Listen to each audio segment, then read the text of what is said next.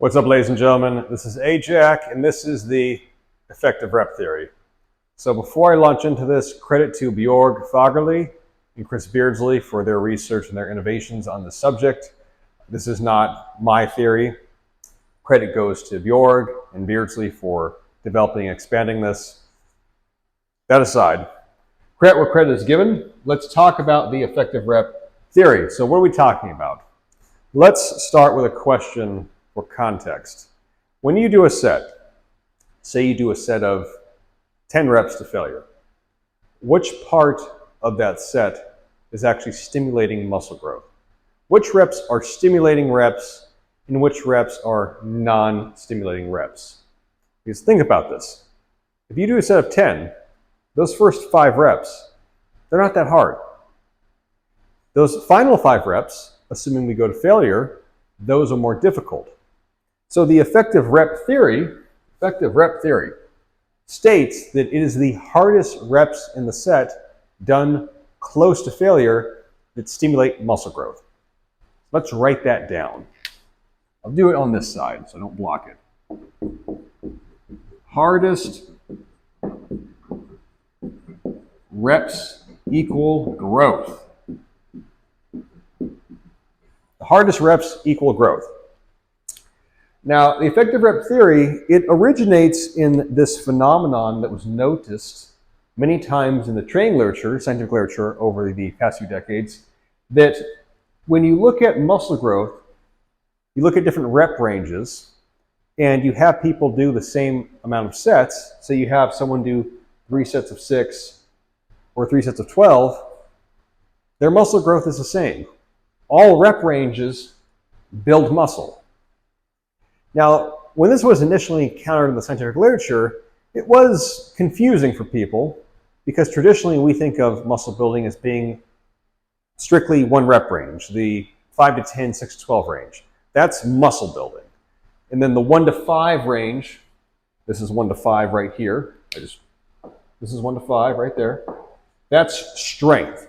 And then if you go beyond 12 reps, let's say you do 12 to 30 reps, that's endurance. That's strength endurance. This doesn't build muscle. That doesn't build muscle. Only that builds muscle. This is untrue. What was seen, again, in the training literature and also seen in the real world amongst the bros is that if you take sets to failure, whether they're low rep sets, moderate rep sets, high rep sets, everything produces muscle growth. All of them do. And this was proven out many, many, many times.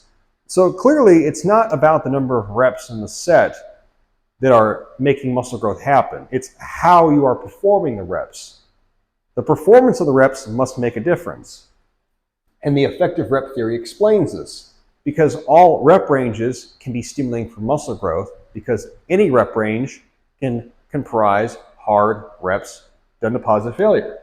If we do a hard set of 5 reps to failure, that is 1, 2, 3, 4, 5 stimulating reps, 5 effective reps. If we do a hard set of 8 reps to failure, according to the effective rep theory, it's the reps closest to failure that stimulate growth. Let's see, we got 1, 2, 3, 4, 5. So a set of 8 reps done to positive failure is about 5 effective stimulating reps. The same as this set of 5.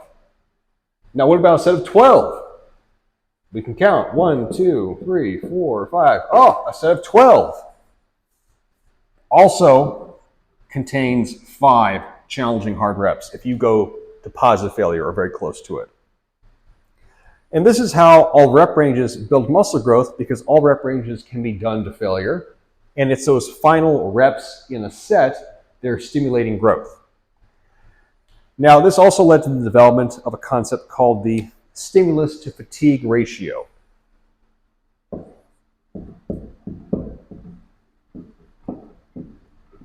Stimulus fatigue ratio. I'll do that in all caps. What does that mean? What is the stimulus to fatigue ratio? The stimulus to fatigue ratio is a technical term that simply refers to how many hard reps are there in a set versus how many essentially warm-up reps are there in the set. So if we take something like a set of 12, okay, the final 5 reps of the set are hard. The first 7 reps are not so hard. So there's more non-stimulating reps in a set of 12 than there are stimulating. So this has more fatiguing reps than it does stimulating reps. Now, what about a set of 8? Well, again, we have 5 hard reps. Only 3 reps at the beginning are non-stimulating.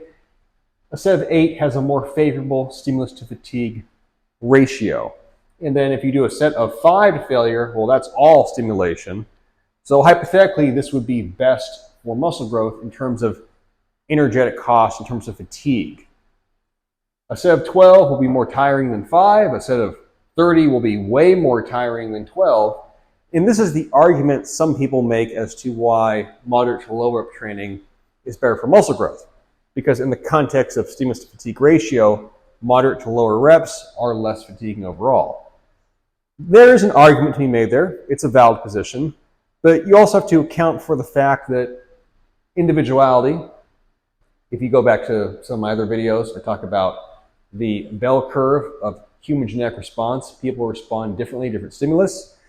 Not everyone is going to experience equal growth with moderate to low reps. There are those people who thrive on higher rep training.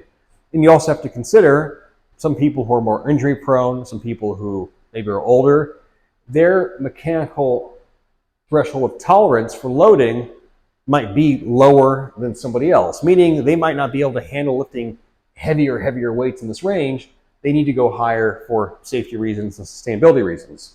So, don't interpret this theory as meaning never do more than 5 reps a set, or you should only do sets of 5 to 8.